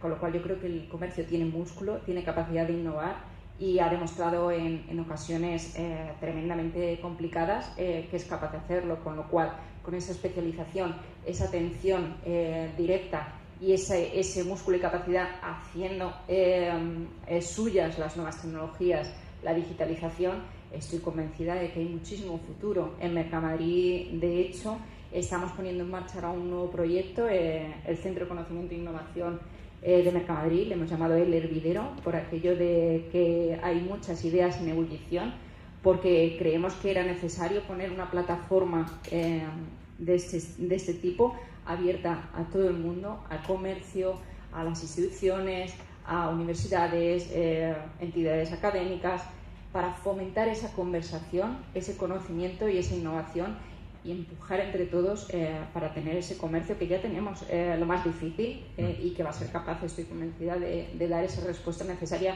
e innovadora y cercana al consumidor. Muy bien, tenemos muchos problemas en el comercio, también tenemos muchísimas virtudes. La hiperregulación, que es un problema añadido por la administración, en este caso central, que nos atañe con muchas normas y que hace más duro nuestro día a día. Antes no había tantas normas y las cosas fluían de la misma manera. El talento, ¿no? La retención, la búsqueda, el agobio que supone para el comerciante quedarse solo un fin de semana porque se le ha ido la única persona que tiene trabajando, es un verdadero drama. Pero muy triste es el tema del relevo generacional. Hablaba con Laureano y le decía, es un verdadero problema para nosotros, porque una tienda, una de las más rentables de Madrid, de las más rentables, cómodas de trabajar, sin aparentemente problemas, va a cerrar en los próximos años porque el hijo quiere ser bombero. Es decir, algo quizá en nuestra educación posiblemente les hemos orientado a que no trabajéis el sábado, el comercio, dedícate pues a otras cosas que tengan más tiempo libre. ¿Qué pensáis? ¿Cómo podemos afrontar el tema del relevo generacional, clave para la supervivencia del comercio en las ciudades? Y es algo que se comenta mucho y todos tenemos nuestra opinión. Yo me pregunto a mí mismo, porque hay una tendencia en nuestra generación a mirar para abajo y decir el problema está en la nueva generación, El problema está en nuestros hijos que quieren hacer otras cosas, que no quieren continuar con nuestro negocio, y yo prefiero no mirar a los hijos y que el problema sean los hijos. Yo creo que la pregunta que me suelo hacer es si esos modelos de negocio son o no son suficientemente atractivos para que alguien, sea tu hijo o no sea tu hijo, quiera continuarlo. Y ahí para mí está el tema, es saber evolucionar, saber profesionalizar, saber integrar la tecnología que aporte valor, hacer tu negocio sostenible de una manera rentable para que él resulte atractivo y que haya ganas de continuar a llevarlo adelante. Entonces, creo que muchas veces vivimos el micro problema en vez de intentar potenciar una oportunidad. Entonces, miramos mucho a nuestro hijo cuando el tema es mucho más amplio. Es que a lo mejor mi negocio no tiene atractividad suficiente para que alguien se interese a continuarlo. Muy bien. Mañana. El problema del relevo generacional va a ser un problema serio en los próximos 10 años. Pero claro, es que hay que preguntarse por qué no resulta atractivo ese tipo de... Habría que preguntárselo a las generaciones, ¿no? Jóvenes. Bueno, pues seguramente porque en el pequeño comercio se trabaja muchísimo, como tú has dicho, y a veces te falla una persona y te toca quedarte aquí. Entonces, claro, a lo mejor ven que es demasiada inversión de horas y poca rentabilidad. Y a lo mejor están buscando rentabilidad. ¿Cómo se soluciona? No tengo ni idea, esa es la verdad. Pero se me ocurre, pues igual que hay bolsas de empleo, pues que haya bolsas de traspasos, ¿no? Porque a lo mejor no es tu hijo, pero puede ser cualquier otra persona joven que quiera invertir en ese pequeño comercio. Bueno, pues que a lo mejor mentorías por parte de los dueños con la gente joven, las nuevas generaciones, para explicarle un poco cómo es el negocio e intentar sacar el interés, ¿no? En ese, quiero decir, despertar su interés. Pero francamente me parece complicado, muy complicado. No tengo solución. De momento no. Ahí no, como... Sí, bueno, daban un dato este año en la comisión, en el C4, en la Comisión de Comercio de COE, bastante preocupante. Ellos planteaban que en los próximos años, en la próxima década, el 35% del pequeño comercio en España se va a jubilar, autónomos que se van a jubilar, y de ese 35%, aun siendo negocios viables, se estima que el 70%, por falta de relevo generacional, cerrarán definitivamente. Yo creo que es fundamental para abordar ese relevo generacional en la formación y el conocimiento. Es básico, sobre todo cuando estamos hablando de nuevas tecnologías que tenemos que aprender y que capacitarnos para hacerlas nuestras aliadas, numerosa normativa y exigencias de sostenibilidad que todos debemos de aprender y que también exigen nuevos conocimientos, nuevas herramientas. La formación es fundamental. En Mercamadrid contamos, ahora lo tenemos también en el Hervidero, con un centro de formación que inició su andadura, no llega ni a 10 años, con esta idea de ayudar y de aliarnos con los clientes de nuestros clientes, ¿no? Con el pequeño comercio, que nos trasladaba la ausencia de formación en frescos, en oficios como pescadería, carnicería, que no se enseñan, y si no hay ese relevo generacional se pierde. Con lo cual nos dimos cuenta que ahí había una demanda. Empezamos formando a unas 200 personas al año y estamos ahora cerca de las 3.000 personas al año. Hay demanda y hay posibilidad de negocio, y lo estamos hablando, sin comercio las ciudades no tienen futuro como las entendemos en España, en Madrid, como es Madrid, ¿no? Ciudades con alma y con identidad. Con lo cual la formación y la capacitación y el conocimiento es fundamental, y ahí tenemos que entre todos sumar, generar sinergias, buscar los espacios, la colaboración. Tampoco es una cosa que dependa únicamente ni de la administración ni de los comerciantes, por supuesto. Me parece fundamental generar esos espacios de interlocución, de colectividad. Las asociaciones yo creo que hacen un papel tremendamente importante ahí para unificar un poco esas demandas, esas necesidades, y desde las administraciones, las empresas públicas, como es el caso de Mercamadrid, desde luego, empujar para encontrar esa forma de dar respuesta a esas necesidades. Pero sí que creo que la formación y la generación de conocimiento van a ser fundamentales. Una reflexión. Empezamos a ver nosotros ya en determinados negocios lo que se vio en mercados como el de Estados Unidos hace 20 años ya, es decir, también había un pequeño comercio y fueron los inmigrantes los que lo cogieron. Los inmigrantes hemos visto aquí que los sábados y los domingos no tienen problema por trabajar, es decir, vienen con una necesidad, como vinimos los hijos de los inmigrantes hace 40 y 50 años y trabajábamos los sábados y los domingos. Están cogiendo negocios del tipo ferreterías, joyerías, tiendas de electrodomésticos y vienen con una voluntad y una actitud para trabajar. Yo creo que podría ser bueno poner el foco en ellos. Hablábamos del tema, y lo hablaba Óscar, de las ayudas, las líneas de autónomos, porque si juntamos por un lado negocios que son rentables y que en un momento determinado se van a extinguir porque no hay una continuidad, sería bueno también poner en foco en determinados colectivos de personas mayores de 55 años que se atrevieran en la última fase a emprender, o emprendedores que ya tímidamente estamos empezando a ver y que se están quedando con los negocios, es decir, y con una pasión, una vocación y un orgullo que se empezaba a dejar de ver en algunos propietarios, que el día a día era muy cansado y hablando de muchas dificultades. Empiezan a haber ligeros cambios. Yo no sé si esto será algo puntual, pero posiblemente el futuro vaya un poco por ahí, aparte de innovar dentro, no quedarse con la misma tienda de todos los días, es decir, poner tiendas más a la altura, pues una tienda de electrodomésticos, volviendo al caso, no poner las sartenes encima de la lavadora, sino poner pantallas táctiles que le hablen de los productos, etcétera, etcétera. Para acabar, una, dos, tres cosas que veáis que es prioritario para el futuro del comercio. ¿Qué hay que hacer? ¿Qué es prioridad? ¿Qué es como fundamental?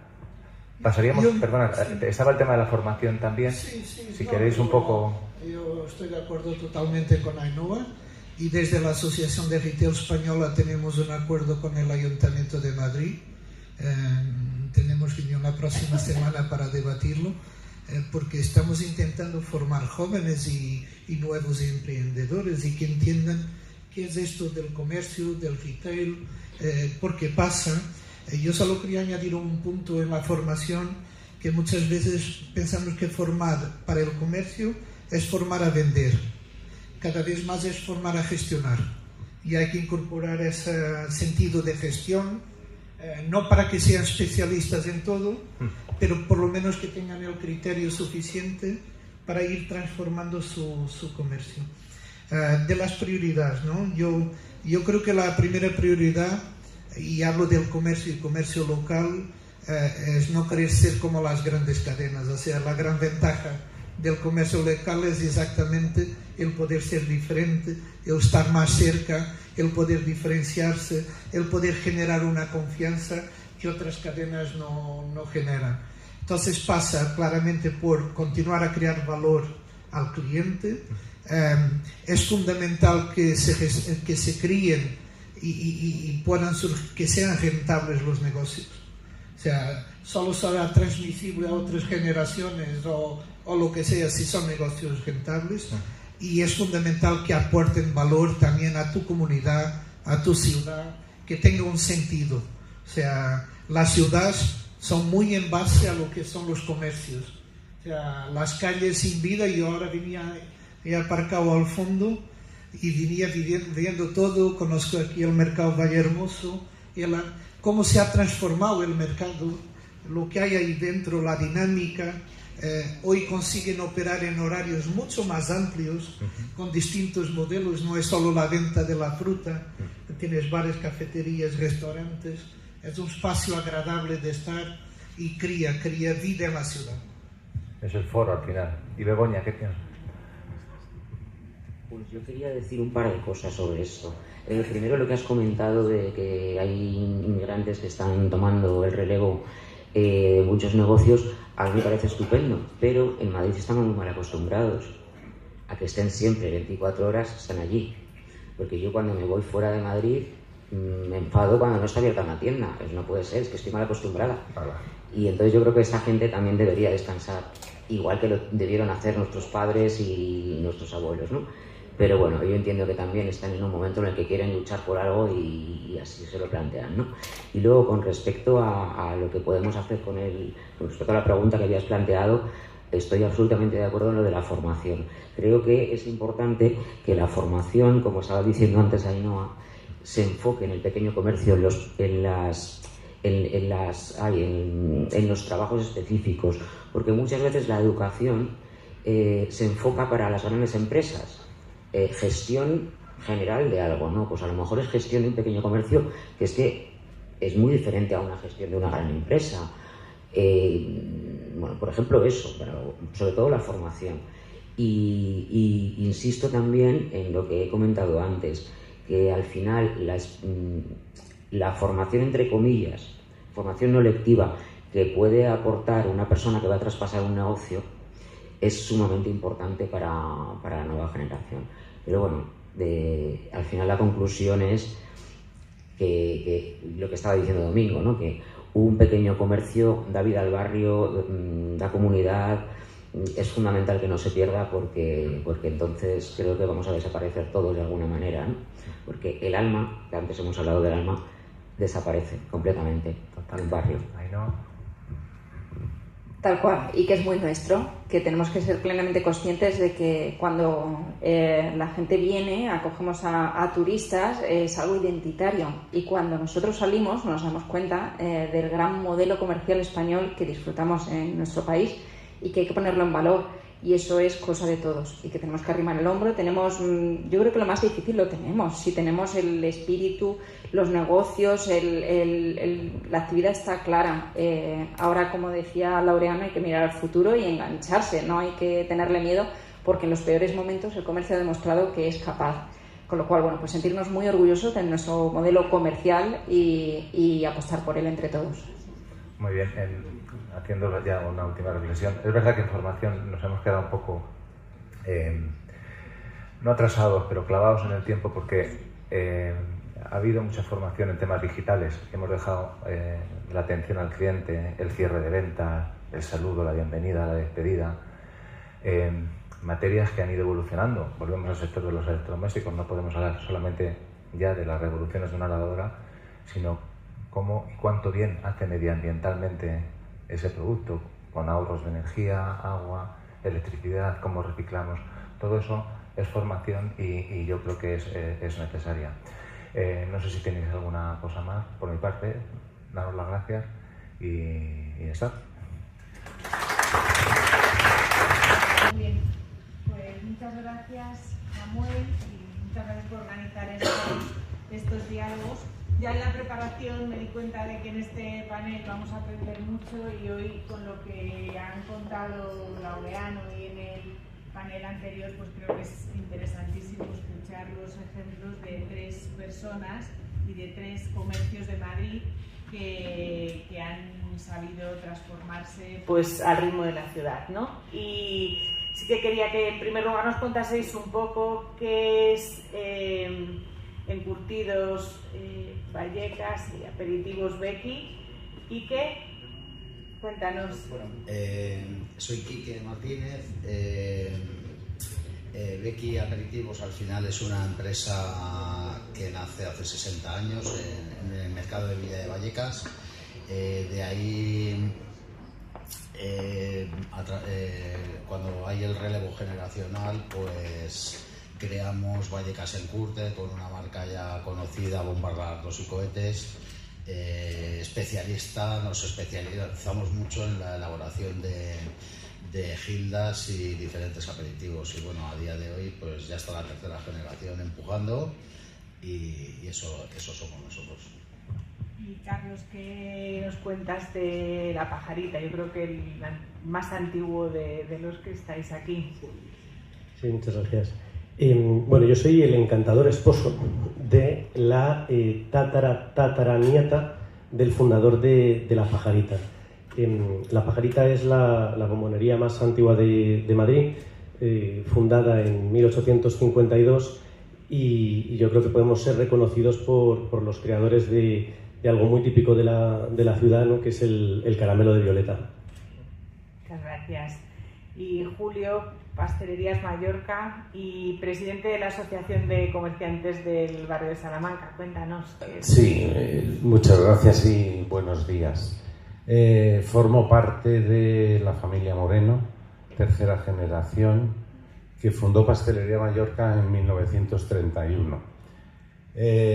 Somos un caso especial ya por estar en cuarta generación como empresa familiar, y luego también un sector que ha ido transformándose, que luego hablaremos de ello, en el que han desaparecido muchas de las empresas similares que surgieron como surgió Mallorca, que tenemos tiempo de desarrollar. Muy bien, pues todos los que estáis aquí, yo creo que sois apasionados del comercio local, apasionados también de la ciudad de Madrid, y nos decíais y nos han dicho durante toda la mañana cómo se sufren y cómo se realizan esas transformaciones. Sois también amantes y apasionados de las personas que habitan Madrid, y hablamos el otro día mucho de esto preparando esta conversación. En todas esas transformaciones que habéis tenido que hacer para seguir a pie de calle y en el día a día con éxito, ¿qué destacaríais? ¿Qué destacarías, Quique, como las transformaciones más clave que habéis vivido? Bueno, las transformaciones más clave, que aquí se ha hablado mucho de ello, pues es la especialización totalmente, de pasar de ser una tienda de ultramarinos a ser una tienda muy especializada en el producto que elaboramos nosotros, y la digitalización de la empresa, ¿no? Esa parte tecnológica que hoy día todas las empresas tienen que tener sí o sí, como ha dicho Laureano. Sí, lo habéis hecho vosotros, exactamente cómo, ese omnicanal y esa presencia en otros sitios más allá de Vallecas. Sí, bueno, al final lo que hemos hecho ha sido crear una marca, darle fuerza a esa marca, invertir en esa marca para que se conozca más allá de Vallecas y poder llegar a otros canales que desde el mercado no podíamos llegar. Muy bien. Vosotros, Carlos, también habéis hecho muchas transformaciones en estas 6 generaciones. Sí, o sea, para nosotros tuvimos varios retos, ¿no? El primero fue el relevo generacional, porque nosotros no estábamos involucrados en el comercio. El abuelo de Rocío, de mi mujer, estuvo al frente hasta los 89 años. Entonces, cuando llegó el momento generacional, la siguiente generación se estaba jubilando. Ya había muchas ramas de nietos, era complicado.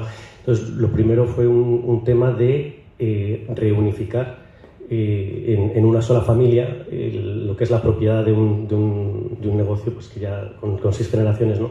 Pues era muy mayor. Eso es lo primero, ¿no? El dar el paso adelante, adquirir la empresa al resto de primos, ¿no? O de nietos en este caso.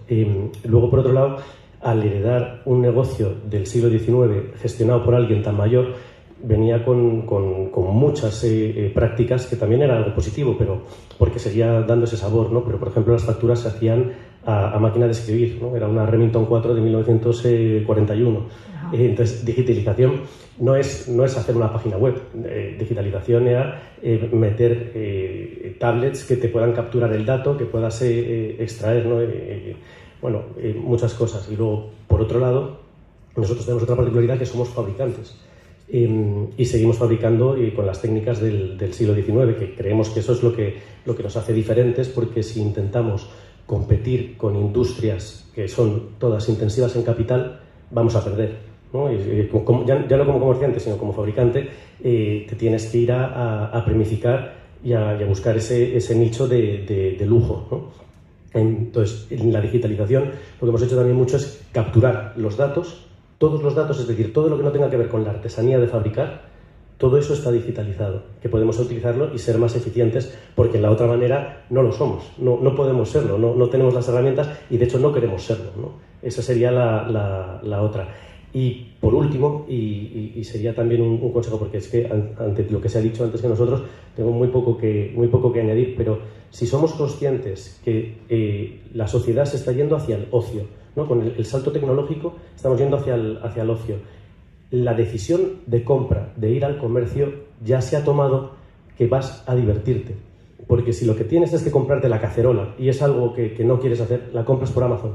Es decir, si has tomado la decisión de ir al comercio es que te lo quieres pasar bien. Entonces, toda esta superpersonalización que estaba hablando Laureano antes es porque lo que quieren es una experiencia divertida, ya sea del contacto humano, ya sea de porque te personalizan y te graban el nombre en la cacerola. Pues eso hemos hecho un poco también con nuestros productos, ¿no? Adaptándolos a esos gustos actuales. Muy bien, o sea, ese carácter artesano y premium también de los productos y de la experiencia. ¿Y Pastelerías Mallorca? Muy en esa línea, pero cuando estaba hablando Laureano me ha venido a la cabeza un ejemplo que yo creo que es muy, muy significativo. Recuerdo con cariño que me contaban mis mayores, mi tío Manuel, que con la tienda de Velázquez no se repartían y se llevaban productos a casa.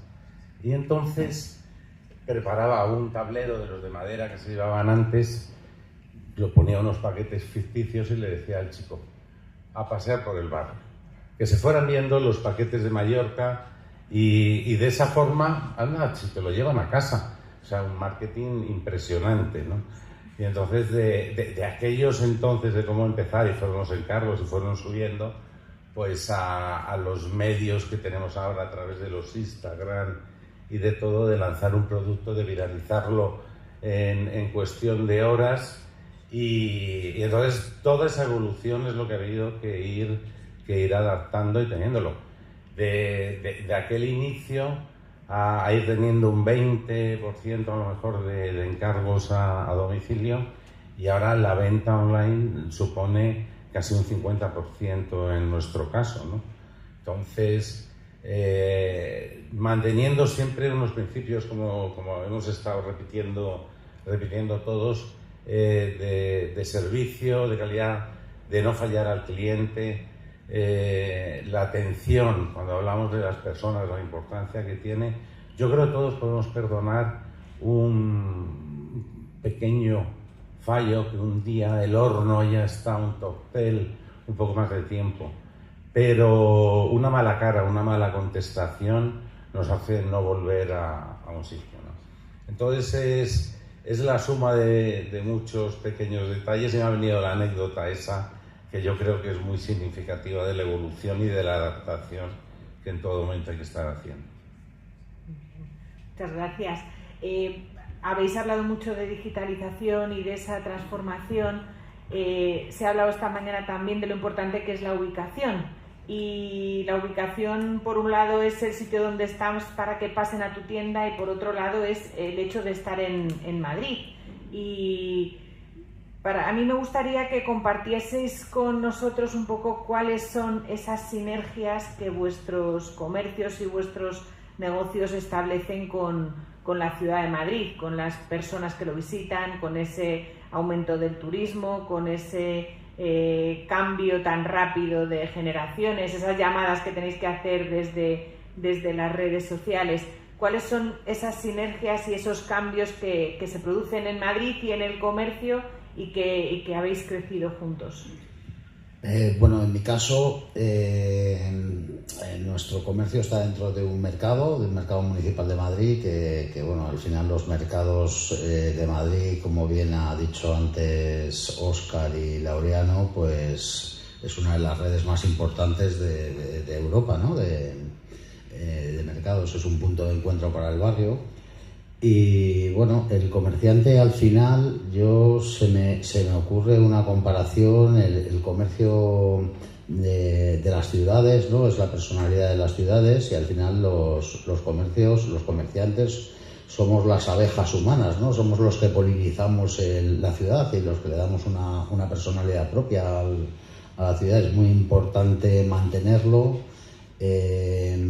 ya que bueno, vemos barrios nuevos que todavía no tienen comercio o que ya se han organizado para nunca lo van a tener, y no dejan de ser barrios fríos y barrios dormitorios que no tienen nada que ver con lo que estamos acostumbrados y con lo que hemos vivido siempre.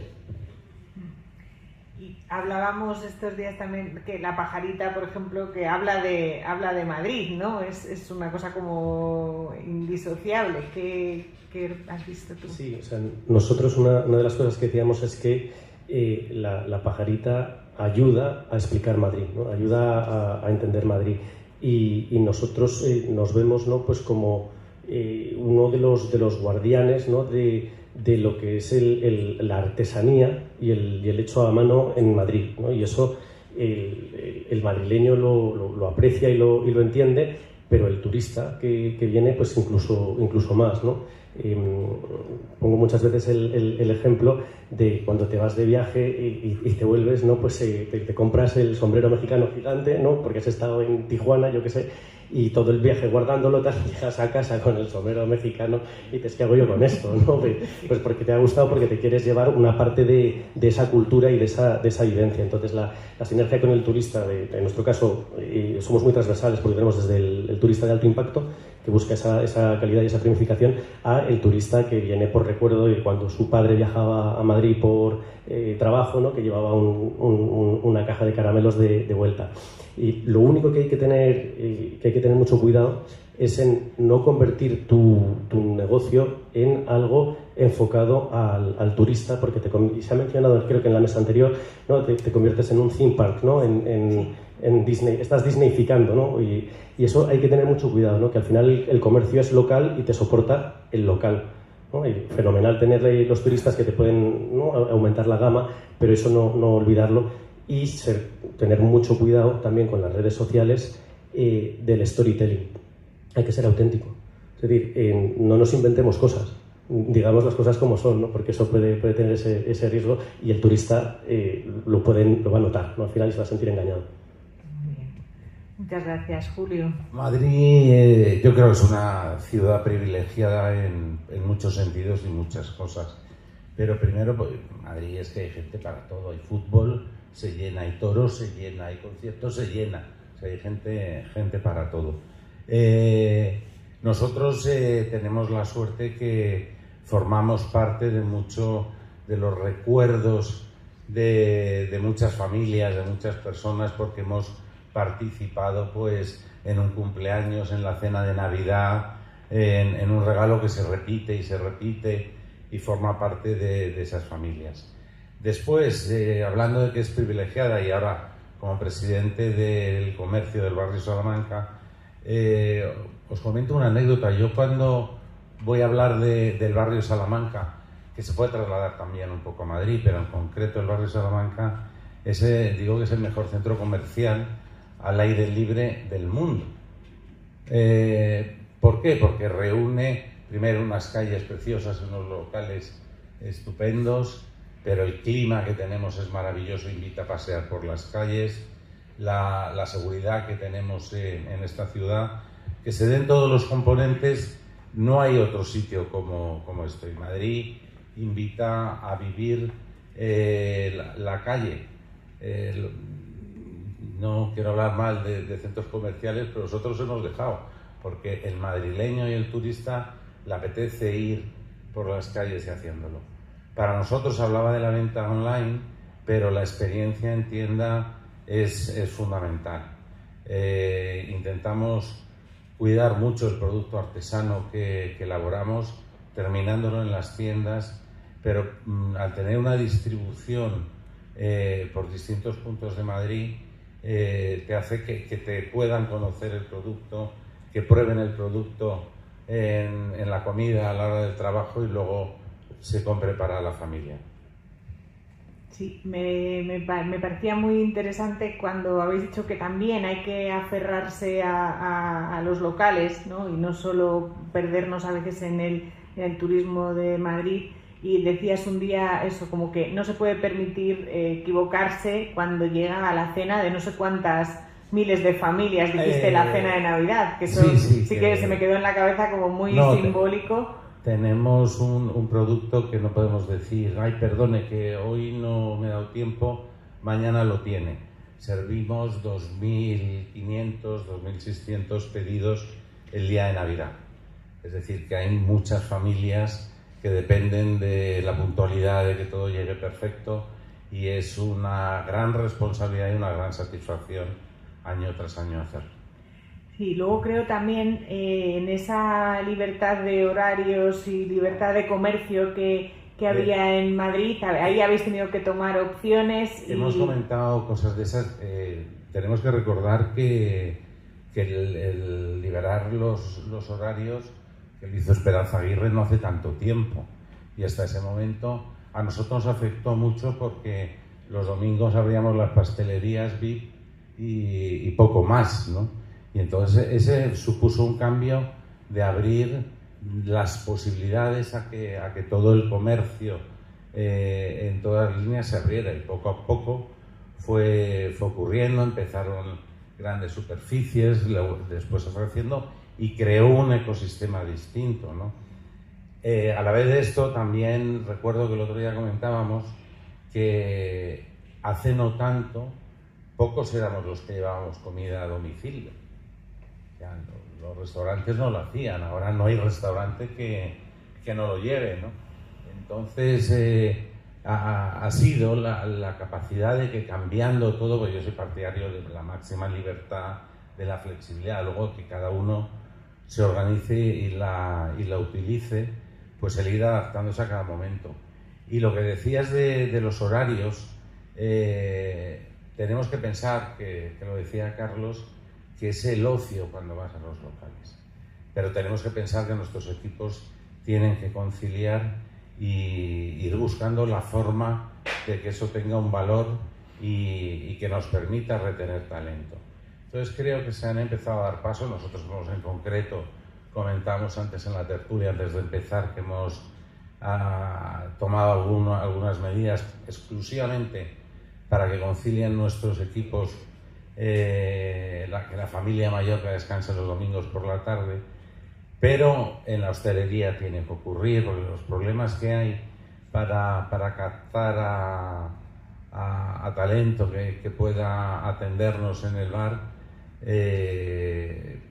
hay que mejorar y conciliar, trabajar en esa línea que yo creo que se está haciendo. Sí, pues ya has empezado un poco con la siguiente pregunta que quería hacer. No, muy bien, os habéis adaptado, os habéis transformado, pero quedan retos, ¿no? Ha dicho antes Laureano que todo va a seguir cambiando, que tienen que ver con muchas cosas.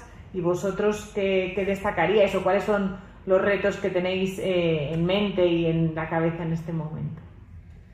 Bueno, pues son muchos retos. Lo primero, transmitir a la generación que viene empujando esa pasión que hemos tenido desde mis padres hasta ahora Bea y yo, que somos los que tenemos la dirección.